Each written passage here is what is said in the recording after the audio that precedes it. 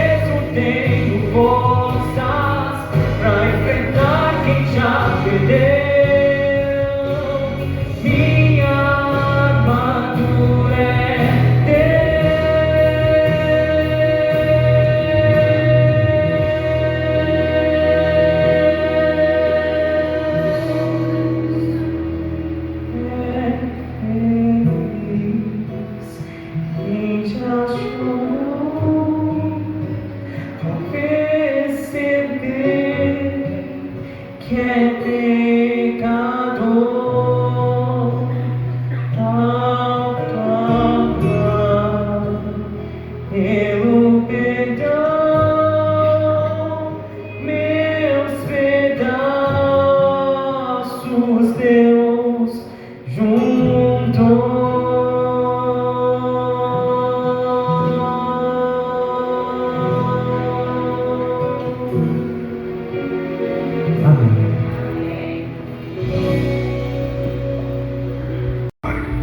muito antes, ela ecoa desde o jardim do Éden, onde a redenção foi anunciada, e atravessa o Getsemane, onde o sangue caiu em oração. Cristo, o Cordeiro desde a fundação do mundo, caminhou até esse momento por nós. Não foi apenas a dor dos cravos, nem o peso da madeira sobre um corpo ferido. Na cruz, ele carregou algo muito maior: o peso de cada pecado, de toda falha, de toda rebelião. O que era instrumento de morte se tornou o encontro entre o céu e a humanidade. Para muitos, a cruz é escândalo, é loucura, mas para nós é o poder de Deus. A cruz revela o quanto o pecado custou e o quanto Deus amou. Hoje, o convite permanece. Venha como está, aos pés da cruz. Não é o fim, é o começo.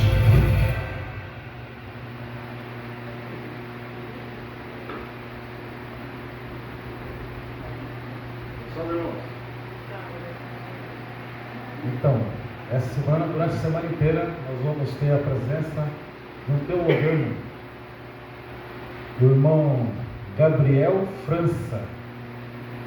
Ele está no 2º ano de teologia na Faculdade Adventista do Amazonas, Paraná, pertinho, entendeu? Ele falou assim que é mais perto que a viagem que Paulo fez. Paulo andou 21 mil quilômetros a pé, ele veio de avião, né? Então, durante a semana, nós vamos conhecer mais ele, entendeu? Ele vai almoçar na casa de alguns dos irmãos aí. E se vocês quiserem uma visita dele durante a semana, converse com ele, que ele vai na casa de vocês visitar vocês. Tá bom? Agora é com você.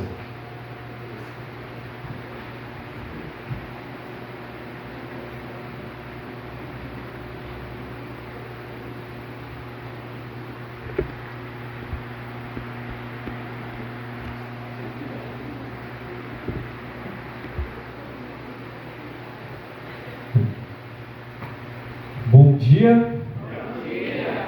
Feliz sábado. Só para deixar claro para vocês, eu estou estipulando uma competição para ver quem vai fazer a comida mais gostosa essa semana toda. Então, a avaliação será feita e eu, nos próximos sábados eu vou falar quem ganhou. Mas, irmão Irineu, olha, ontem a janta que eu tive foi maravilhosa. Você já está ganhando assim. O café da manhã também hoje foi muito bom. Mas é porque ontem eu acho que eles estavam com pena de mim. Como o irmão falou, eu vim de longe. São mais de 3.500 quilômetros. Mas eu vim de avião, não vim andando igual o Paulo. Então é tranquilo. Mas ontem à noite eu não dormi, porque eu precisei sair da faculdade. 1h da manhã eu precisei sair de casa, fui até a faculdade. Lá eu tive que me despedir da minha esposa, eu sou casado, ela chorou. Aí eu, calma, é só uma semana, relaxa. Mas ainda assim é triste, né, ficar longe. Eu fui para a faculdade, da faculdade eu me dirigi até o aeroporto. Não consegui dormir. No avião, então, com uma criança atrás de mim gritando com medo, aí que eu não consegui dormir mesmo. No ônibus, indo até a associação, também não consegui dormir na van. E ontem à tarde, pastor Sérgio pode contar melhor para vocês depois, ontem à tarde a gente teve cada problema. A gente deveria chegar cedo ontem e a gente acabou chegando por volta das 6 da tarde. Então, eu estava acabado. Eu acho que eu não tinha nem sorriso para dar sorriso para o irmão de ontem, tão cansado que eu estava, não tinha conseguido dormir. Me perguntaram hoje de manhã, mas 4, 5 pessoas perguntaram: você dormiu bem? Eu dormi até mais do que eu deveria. Porque eu fui dormir, acho que era 8 da noite, e acordei hoje, era 7 da manhã já correndo, fazendo as coisas. Mas que bom. Que bom que eu tenho a oportunidade de voltar para São Paulo, não é a primeira vez que eu venho fazer uma semana de oração aqui. Hoje pela manhã, um amigo meu lá da faculdade, ele é formando, ele mandou mensagem: ô mano, eu estou na igreja que você estava ano passado, lá em Vila Bela, lá na zona oeste de São Paulo. Ele falou, os irmãos estão morrendo de saudade de ti. Eu falei, eu estou morrendo de saudade desse também. Quando eu chego em um local, eu gosto de não ser apenas bem recebido, mas eu gosto de entregar tudo de mim, porque eu vim aqui para trabalhar. O irmão perguntou agora há pouco, é estágio? É estágio. Se vocês não gostarem de mim, eu vou ser reprovado. Eu amo vocês já. E me amem, por favor. Mas eu falo isso com o intuito de dizer para vocês, eu estou completamente disposto para vocês. Se vocês precisarem que eu visite alguém, me passem nome e endereço. Se vocês precisam que eu vá até a sua casa, nome, endereço, telefone, eu vou visitar. Faz parte da minha semana visitar. Porque o nosso objetivo durante a Semana Santa é se colocar aos pés da cruz. Então que esse seja o meu objetivo e seja o seu objetivo também. E que essa mensagem da qual nós vamos falar durante toda a semana possa alcançar o coração daqueles que nós amamos também. Que esse seja o meu desejo, que esse seja o seu desejo também. Prefeito de curiosidade, o Provar e Ver de hoje é de um dos meus melhores amigos, aquele rapaz que apareceu aqui. Ele era missionário lá no Líbano e depois na China. E ele formou lá na Faculdade de Medicina da Amazônia. Hoje ele é pastor e departamental de Serviço Voluntário Adventista em Novo Tempo. E essa história que foi contada hoje, eu recusei participar. Ele falou, Gabriel, tu tem uma cara de muçulmano. Eu falei, não. Mano, vamos lá fazer o Provar e Ver comigo. Eu falei, eu não vou, porque isso vai passar na divisão todinha. Aí eu já pensou, eu chego lá no Amazonas, na minha cidade, aí vem uma pessoa que mal fala comigo e fala, e aí Hassan, muçulmano? Bom, isso é o que o Ismael, que é o muçulmano, o ator que fez o muçulmano, vai passar esse ano lá no curso. Eu posso garantir, eu vou passar o ano todinho chamando ele de muçulmano de Hassan.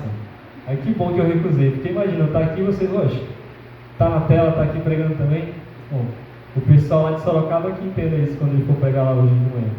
Mas bom, quando eu olho para a vida do Juan e vejo ele abrindo mão do curso algumas vezes para ir fazer missão, eu penso logo na história de Paulo.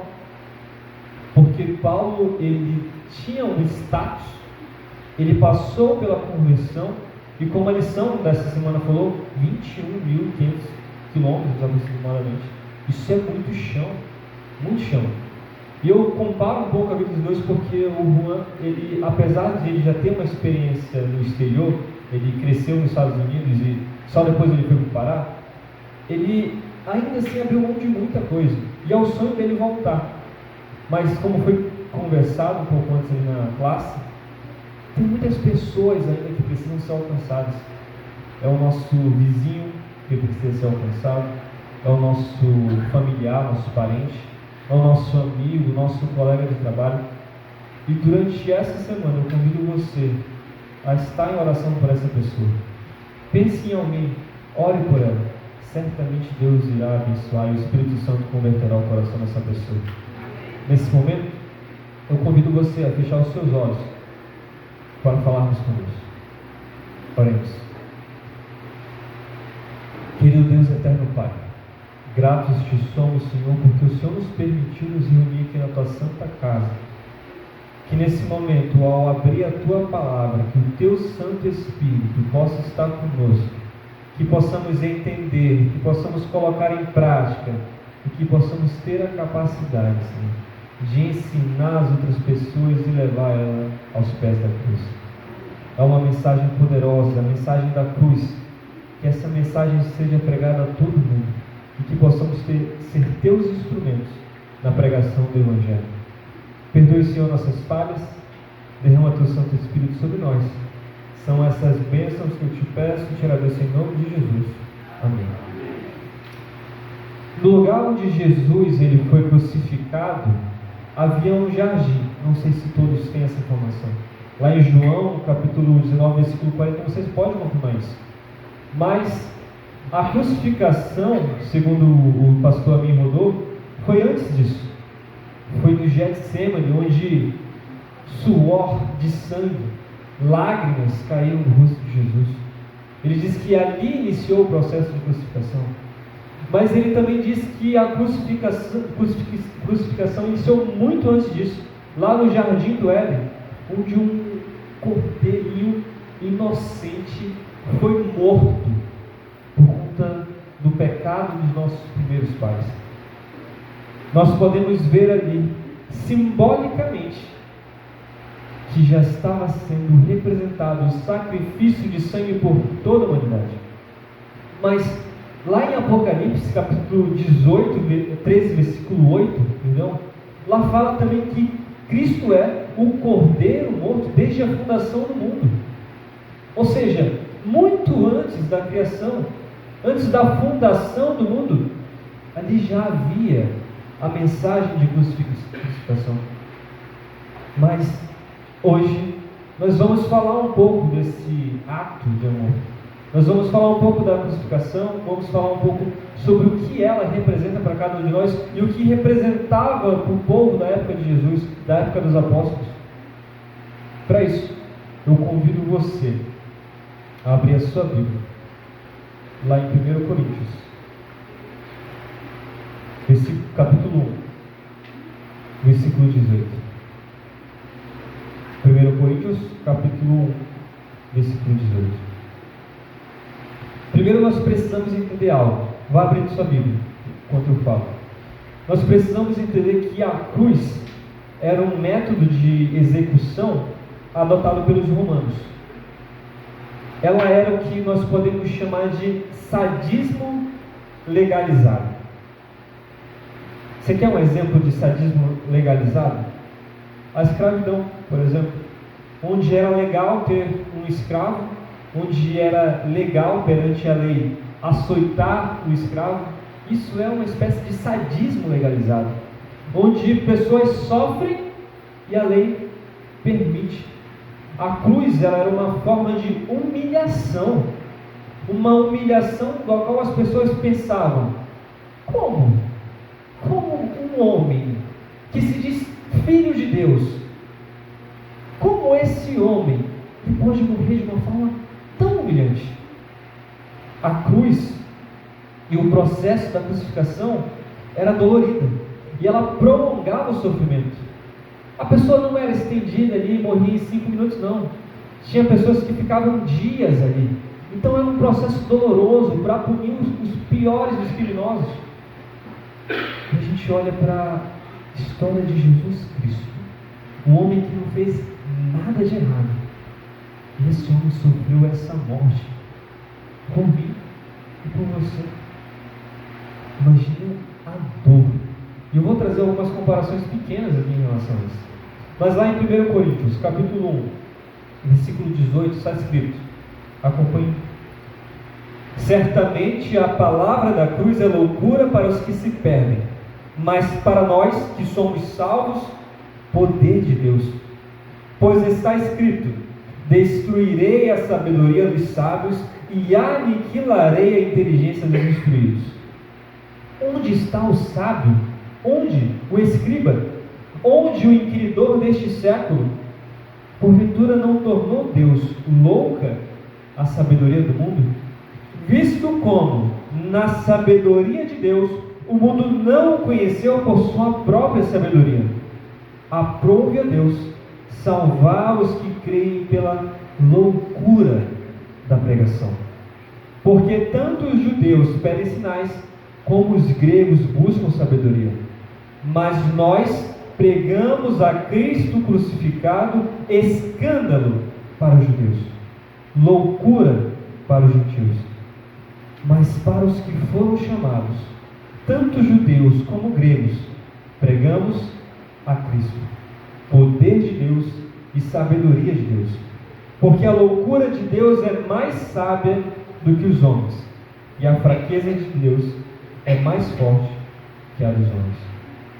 Quando eu olho para esse texto e eu tento entender a loucura, eu preciso primeiro ver o contexto.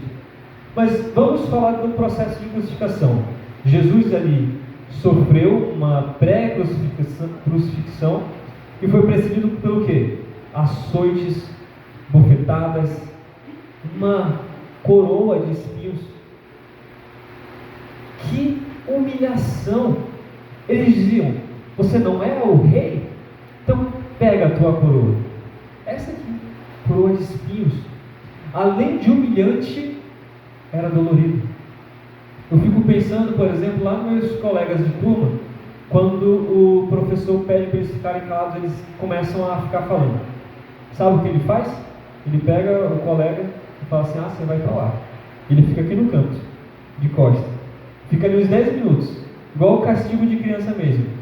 E fala assim: vocês vão ficar aí para aprender a ficar calado. Só falta aquele chapeuzinho que era colocado na cabeça, para dizer: olha aí o tonto aí que está bagunçando, vai ficar lá no cantinho. Quando eu olho para algo pondo em cima da cabeça, como se fosse uma coroa, como se fosse algo humilhante ali, eu penso: não foi apenas dor física, para muitos seria dor psicológica.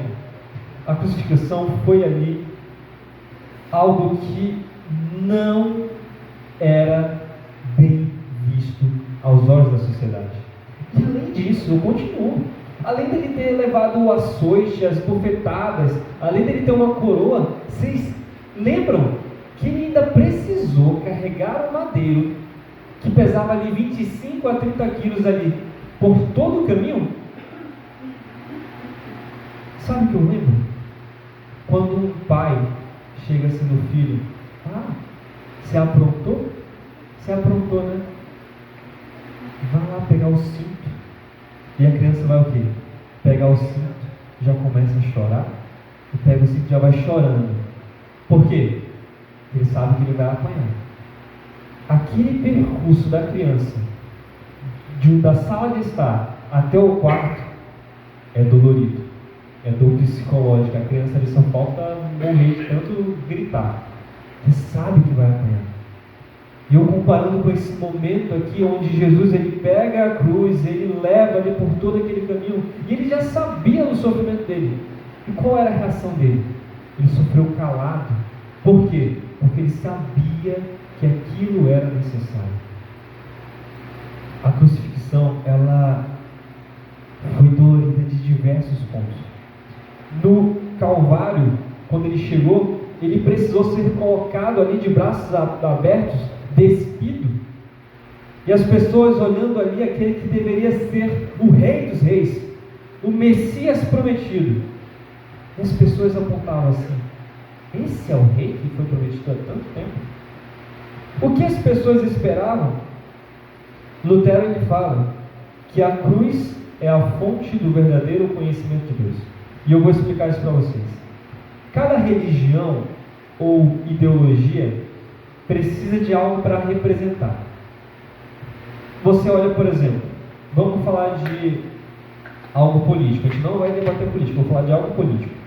Mas quando você vê, por exemplo, uma foice e um martelo, você lembra do quê? É o comunismo, certo? Ou seja, é um símbolo. Quando você olha para a Igreja Adventista do Sétimo Dia e vê esse símbolo aqui, é porque está meio apagado, mas vê esse símbolo aqui, do fogo, você vê ali uma cruz no meio. Quando você olha, você já identifica que é a Igreja Adventista do Sétimo Dia. Você vê que é um símbolo por trás. E a Igreja Adventista, com esse logo que nós temos oficialmente, nós representamos a Palavra de Deus, nós representamos a cruz, nós representamos o Espírito Santo, nós representamos as 13 mensagens angélicas. Ou seja, tem todo um significado. Mas John Stott ele fala: os cristãos escolheram o que como símbolo? A cruz. Algo que era loucura. Mas por que loucura? Como nós acabamos de ler aqui no versículo 18, certamente a palavra da cruz é loucura para os que se perdem, mas para nós que somos salvos, poder de Deus. Mas por que isso tudo? Vamos falar aqui de 3 nações. Vamos primeiro falar dos gregos. Quando você olha, por exemplo, para os gregos ali daquele tempo antigo de Jesus, o que você lembra? Pelo que eles eram conhecidos? Eles eram conhecidos pela sabedoria. Por quê?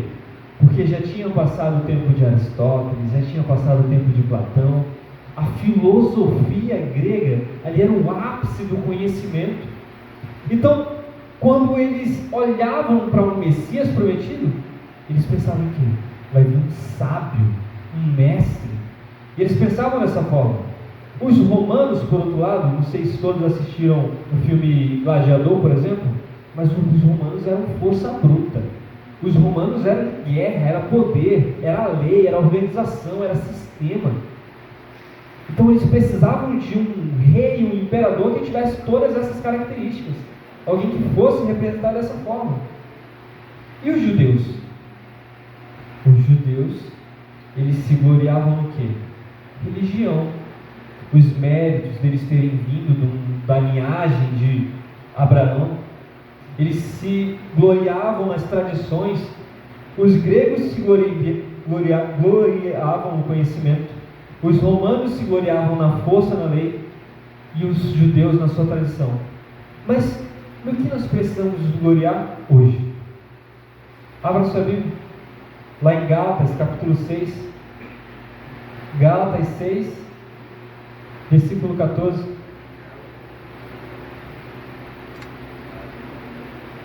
Gálatas 6, versículo 14, diz o seguinte: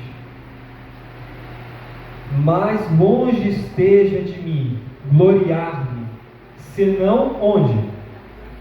Na cruz de nosso Senhor Jesus Cristo, pela qual o mundo está crucificado para mim, e eu para o mundo.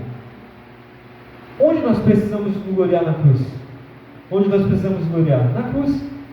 A cruz, ela demonstra, ela tem um significado que é muito importante para nós. Mas, por que se gloriar na cruz? Ellen White, escritora da nossa igreja, ela diz no seu livro Fé e Obras o seguinte: a cruz expressa a largura e a profundidade do pecado. E o pecado é uma das categorias centrais das Escrituras. O que é pecado? Ela responde: rebelião. Tornamos-nos centralizados em quem? No eu. O pecado, ele é incurável por qualquer método humano. Irreversível, mortal e universal. E ela finaliza dizendo: nosso amor a Cristo será proporcional à profundidade de nossa convicção do pecado. Esse é o primeiro motivo. O pecado é forte. Quando você tenta se livrar do pecado por conta própria, você é derrotado. Apenas no momento em que você se entrega, a partir do momento em que você se coloca aos pés da cruz, é ali que você pode vencer o pecado, não por seus méritos, mas pelo mérito do sangue do Cordeiro. É uma fórmula, assim como as fórmulas de matemática, é uma fórmula muito simples, direta, não tem para onde fugir. Você só consegue vencer o pecado se estiver aos pés da cruz. Segundo ponto, a cruz revela quem nós somos perante o pecado, mas ele revela também Deus e o seu amor por cada um de nós, demonstra a sua graça. Quando nós olhamos para uma cruz, às vezes nós olhamos apenas para o objeto, mas quando nós olhamos para a cruz, nós precisamos nos lembrar do quê? Que um homem foi morto por cada um de nós. Quando nós olhamos para a cruz, nós precisamos entender que ali Jesus recebeu o impacto de um julgamento que não era merecido por ele, era merecido por cada um de nós, porque nós somos pecadores, egoístas, nós apenas nos preocupamos com nós mesmos.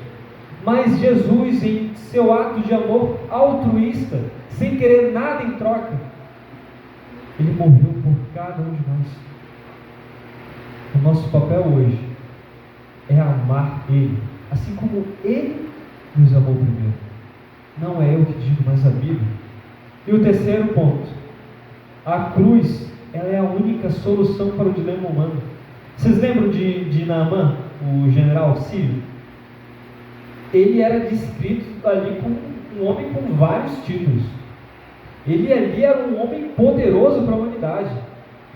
Mas como ele ficou ferido? Com lepra. Ele virou um leproso. O homem que tinha toda uma grandeza, ali ele já não era mais nada. Ele não podia mais vencer aquilo. E antes ele se gloriava, por exemplo, nos rios de Damasco, que eram limpos, maravilhosos. E quando ele foi confrontado para ter a sua cura, ele ainda tentou, mas não faz sentido eu ir para aquele rio sujo. Mas ele precisava quebrar o eu próprio para ser curado. Isso é o mesmo que acontece conosco. Ali, ele pôde perceber, e nós podemos tirar dessa história, de que os nossos próprios recursos não valem de nada. Nós precisamos ter a confiança de Deus, em Deus todos os dias. Quarto, Paulo, ele se gloriava na cruz, porque o seu poder, o poder da cruz, ele é transformador. Quando nós, como é dito na lição, quando nós vivemos com Cristo, quando nós aprendemos a conviver com os outros, nós demonstramos o amor. Se eu tento fazer as coisas por conta própria, eu falho. Mas quando nós colocamos o amor de Deus nos guiando, aí sim, nós temos bons resultados, não por conta de nós. E o último, o símbolo da cruz é um símbolo de serviço. Como eu posso viver de maneira cristã se eu não posso servir ao próximo? Lá na faculdade nós aprendemos algo que é importante. Para você ser um bom pastor, para poder você ser um bom irmão de igreja, você precisa colocar o serviço adiante dos seus atos. Por quê? Porque você não consegue fazer as coisas apenas movendo aquilo que te proporciona bem, mas você precisa se colocar disposto ao serviço do outro. Jesus, ele estabeleceu em seu reino que era necessário servir o próximo. Lembram quando ele estava ali na última ceia e todos ali ficaram perplexos? Vocês aprenderam um pouco disso nos 10 dias de oração. Ficaram perplexos porque como pode o maior dos maiores está lavando o pé de uma pessoa que deveria ser o seu servo? Quando você olha para a cruz, você precisa se lembrar de algo que é muito importante. Você está para o serviço. Eu aprendo ali na faculdade, por exemplo, que se você precisa de algo, se você é maior que alguém por algum título, você é aquele que mais precisa servir. E a nossa igreja, ela funciona dessa forma. Um pastor que, por exemplo, é presidente, ele é departamental, enquanto muitos têm a visão de tipo, todos os outros servem a ele. Pelo contrário, é ele quem mais serve, porque ele engloba mais pessoas.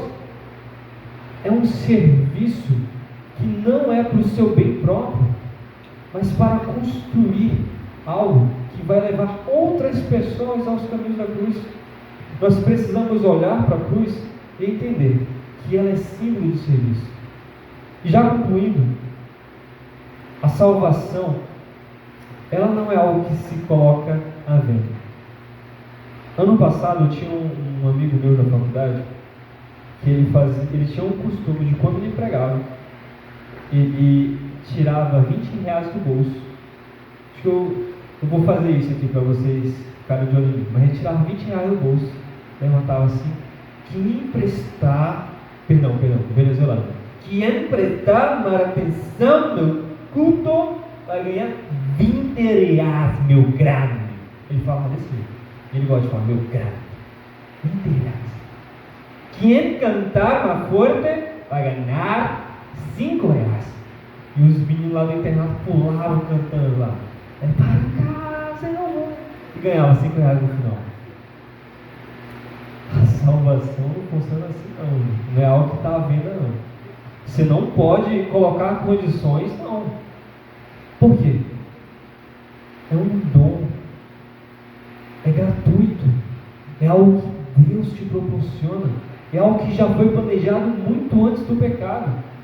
Antes da fundação do mundo.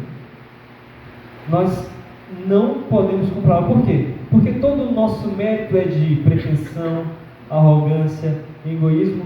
E o que a gente pode comprar com isso que a gente está oferecendo? Nada. Mas o amor de Cristo é aquilo que compra de fato a salvação.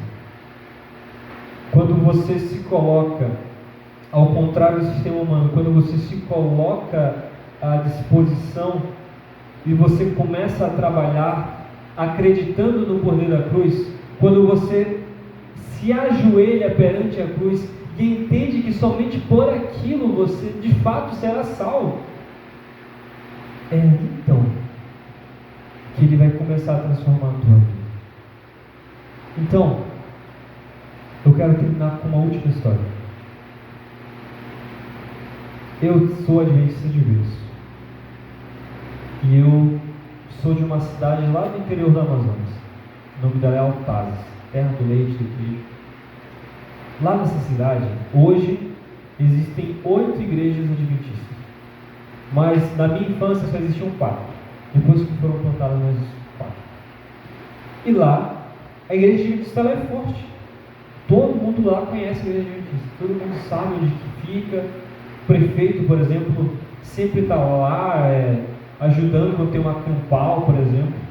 E não pede nada em troca. Ele só fala, não, todos os prefeitos da cidade sempre apoiam. Inclusive o terreno da igreja foi a prefeitura que deu.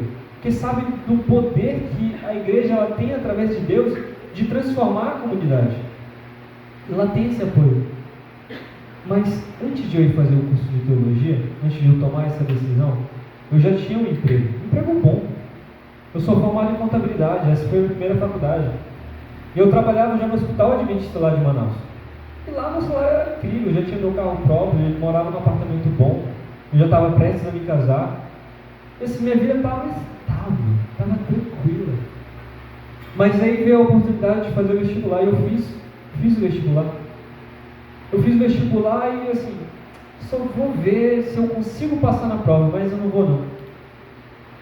E aí fui fazendo, passei na prova, veio a entrevista, fiz a entrevista ali assim, se eu passar, não, tudo bem, eu já tenho minha vida aqui tranquila, preciso fazer isso.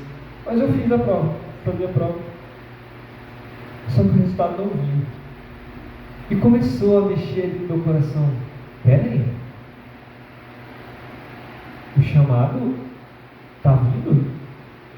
Se eu passar, eu devo ir? Eu devo abrir mão de todas essas coisas? Então veio aquele pensamento. Quando eu era adolescente, eu queria ser pastor. Hoje em dia não é mais assim, uau, meu sonho a ser realizado. Não era. Mas eu estava dizendo, será se eu vou, será se eu não vou? Mas veio aquele pensamento na cabeça. Se por acaso eu for, eu quero contar para minha avó, que seria algo que eu acho que ela vai gostar. Vou contar para ela.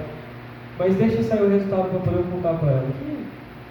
Para poder também estar iludindo a velhinha, né? Mas também não vou elogiar ela. E eu esperei. Tudo bem. O resultado ia sair numa sexta-feira, dezembro de 2024. Na quinta-feira eu estava em um shopping com um amigo meu. A gente estava falando sobre ele estar indo fazer comportagem, sobre ele viajar aqui para Foz do Iguaçu, comportar, e assim, estava tendo uma conversa tranquila. Aí de repente o meu irmão ele me liga. Ele fala assim, Gabriel, tu tá onde? Eu falei, eu tô no shopping. Né? A vovó morreu.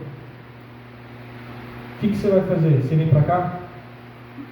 Eu fiquei ali. Peraí. Tu podia ter falado do jeito mais coisa por mim, não tem jeito de contar isso de outra forma. A vovó morreu e a mamãe está indo lá para preparar o velório. Desliguei. Falei pro meu amigo, falei, cara, vou ter que encerrar aqui a conversa. E eu estou indo para minha cidade. Eu estava em Manaus nesse dia. Eu estou indo para minha cidade. Mandei mensagem pro meu chefe lá no hospital, falei, Leandro, estou indo para Altazes, aconteceu isso. Desci ali pelo shopping, fui para o estacionamento ali, mantendo a postura. Quando eu cheguei no meu carro, aí não tinha mais o que ser gravado. Fiquei ali meia hora chorando lá no carro. Fui para casa, preparei a minha mala e fui para Altais. Quando eu chego na minha cidade, é aproximadamente 130 quilômetros de distância de Manaus para minha cidade. Tem que pegar o balsa para atravessar o carro, estrada e mais outra balsa, então demorou, uma viagem demorada. E ali eu fui na direção da casa do meu pai. Cheguei lá e quando eu desci ali da moto, chegou a notificação no meu celular. Eu olhei e estava lá, Faculdade de Medicina na Amazônia. Eu não quero ver isso agora. Aí eu olhei pro meu pai estava triste também, de verdade. Parabéns, Gabriel França de Assis, você foi aprovado em primeiro lugar no curso de Teologia pela Faculdade de Medicina na Amazônia. Só que eu não conseguia ficar triste, desmoronando ali. E eu não sei se eu vou. Minha mãe já está envelhecendo também. Aquele medo de deixar os pais para trás. Eles são divorciados, então meu pai ele mora sozinho. E eu ali, não sei se eu vou. Mas aí eu fui pro velório. Cheguei no velório da minha avó. Lá, eu não sei aqui, mas lá eles fazem na casa mesmo. Na sala da casa eles fazem. Cheguei, vi ela lá. E eu só passei direto. Falei, não aguento. Fui lá com a mamãe. E ela estava chorando. Muito. Eu peguei e falei para ela, mãe, eu sei que está ruim a coisa aí, mas eu tenho outra coisa para falar para a senhora. Eu vou fazer teologia. Ela, como assim? Tu vai abrir mão de tudo isso que tu já tem para ir fazer faculdade? E ela não fala isso numa perspectiva de ser pastor é ruim, não. Ela falava na perspectiva de você já tem tudo. O que mais você precisa? E eu falei, eu não sei. E aí começou, veio a primeira pessoa. Dona Irene. E o enterro da minha avó não foi triste, todo mundo ali sorrindo, porque sabia que ela era uma adventista do sétimo dia fiel, sabia muito em breve a gente vai ver ela. E o primeiro veio, Gabriel, a tua avó foi uma das fundadoras da igreja aqui da cidade. Ela veio lá do Rio de Janeiro, chegou aqui e começou a fundar a igreja. Tudo bem, passou ali, veio o segundo. Gabriel, a tua avó, ela tinha uma padariazinha aqui na cidade e eu não tinha dinheiro para comprar as coisas. A tua avó todo dia me dava pão. Tudo bem. Eles tentando, Gabriel, por causa da tua avó, a igreja aqui da cidade é o que ela é hoje. Porque ela ajudou, ela batalhou, ela fez de tudo para pregar para essas pessoas. Tudo bem. Veio um outro e falou assim, Gabriel, eu só estou na igreja porque a tua avó me deixou ficar um tempo na casa dela e ela cuidou de mim e ela pregou o evangelho para mim. Tudo bem. Mas aí veio o sentimento de gratidão. Eu falei, Senhor, eu só queria ter dito para ela, só, vó, eu estou indo, mas eu não consegui. Eu lembro de ter esse sentimento de mágoa. Eu falava, mas por que eu? Por que eu estou indo para lá? E no enterro dela, carregando o caixão dela e colocando ela ali, eu comecei a chorar. E eles cantaram o hino favorito dela. Aí me quebrou mais ainda, além do rio. Que toda sexta-feira no pôr do sol ela cantava junto comigo. E eu fiquei ali desolado. Abracei, na minha época, a minha namorada, abracei ela. Falei, amor, eu não acho que foi à toa. A vida dessa mulher é testemunho suficiente para eu continuar o legado dela. E todo o meu ministério vai ser em homenagem a essa mulher. E quando eu fui embora, quando eu parti, quando eu fui fazer a faculdade, eu percebi que ali era o meu lugar. Mas por que eu estou contando isso? Sendo que a gente estava falando de grego, filosofia romana. Porque a morte do Filho de Deus, aquele que se tornou carne, foi por mim e por você. Você vê que toda uma igreja foi foi crescendo em base de uma mensagem, de um símbolo. Até hoje, pessoas por aí sofrem porque ainda não conhecem a palavra de Deus. Assim como a morte de Cristo e a morte da minha avó servem como um impulso para eu continuar a mensagem, a pregar essa mensagem tão linda que é a mensagem da cruz, que seja um impulso para a tua vida também. Que nessa semana em específico, comece uma jornada espiritual, de você não só vir aqui na igreja e esperar que eu pregue todas as noites, mas que seja de fato uma mensagem de cruz, que você faça o seu papel também. Desejo que esse seja o meu desejo. A mensagem da cruz é mais especial do que parece. Ela é muito maior do que nós poderíamos entender. A mensagem da cruz é tudo. Que você leve a mensagem da cruz para o teu vizinho, para o teu familiar, que você leve a mensagem da cruz para o seu amigo, para o seu colega de trabalho.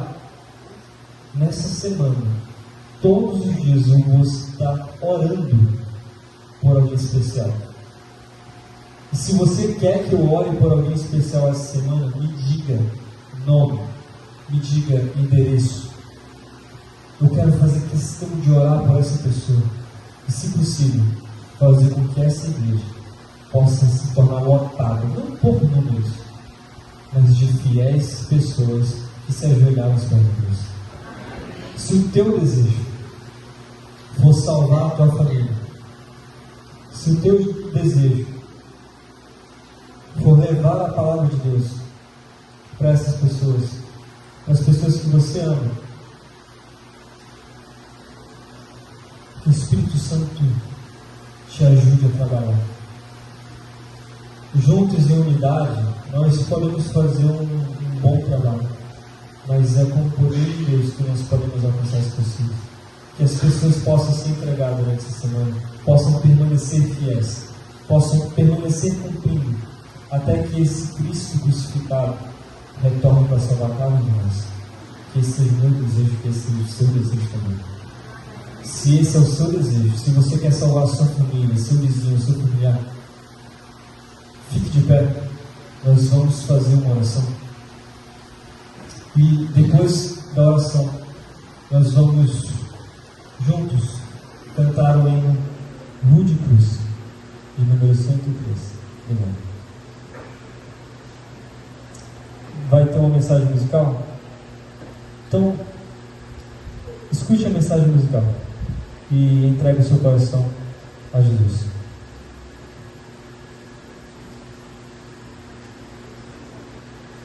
Pode se sentar.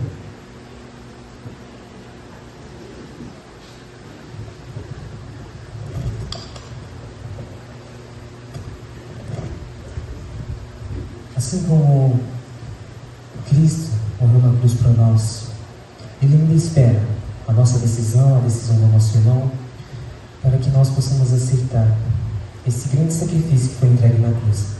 Porque falta eu, falta você, falta meu irmão, falta meu vizinho, falta meu amigo, falta até o meu inimigo, para aceitar a grande salvação que vem da cruz. Que Deus seja louvado.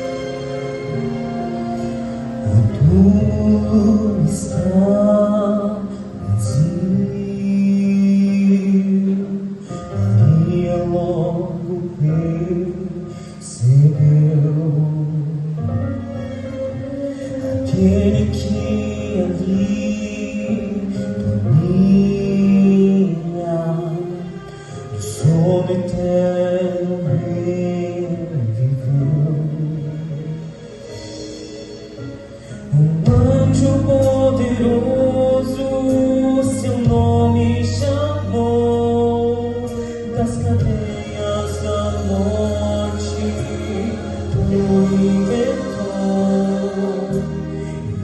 terceiro dia, a promessa se cumpriu, e logo depois ao céu subiu, uma viagem majestosa. Ele começou, foi passando pelos mundos que ele mesmo criou, foi saudado como rei, aclamado como herói, contra a guerra, contra o mal, saiu-se vencedor. Chega diante de seu pai e do coro angelical, uma festa preparada em dizer: não posso celebrar, ainda falta um pouco mais. Muitos filhos tão queridos estão longe do lar, e comigo à mesa necessitam estar.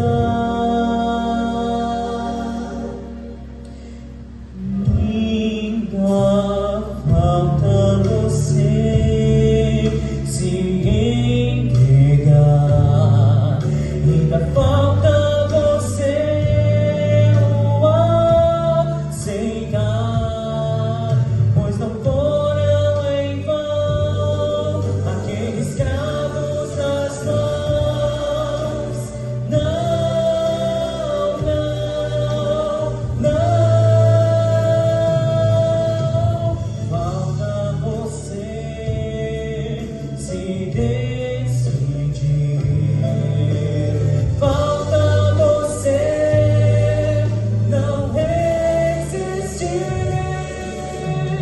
a tanto amor ao seu Senhor. A festa está preparada, mas falta você.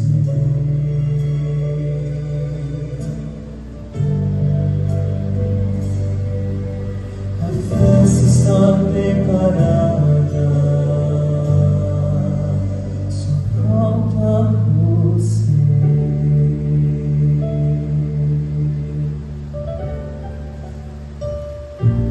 Amém. Fique de pé, vamos falar com Deus. Oremos. Querido Deus eterno Pai, aqui, Senhor, está a tua igreja, uma igreja que te ama, que mal pode esperar pelo retorno de Jesus. Nós abrimos a tua palavra, nós entendemos um pouco sobre a mensagem da cruz e te pedimos, Senhor, que essa mensagem ela possa ser inculcada no nosso coração, que possamos de fato vivê-la, praticá-la, que possamos também, Senhor, ter a capacidade, através do Teu Santo Espírito, de levar outras pessoas ao pé da cruz. Senhor, que essa semana de oração, essa Semana Santa, pessoas possam vir ao Teu encontro, que por Teus méritos, não pelos nossos, pessoas possam entregar o coração a Ti. Pai, pedimos perdão pelas nossas falhas e te pedimos que nesta continuidade de sábado possamos continuar na Tua presença, que todos os nossos planos possam ser moldados pelo Teu querer. São essas bênçãos, Pai, que eu te peço e te agradeço em nome do Teu Filho Jesus. Amém. Que Deus os abençoe.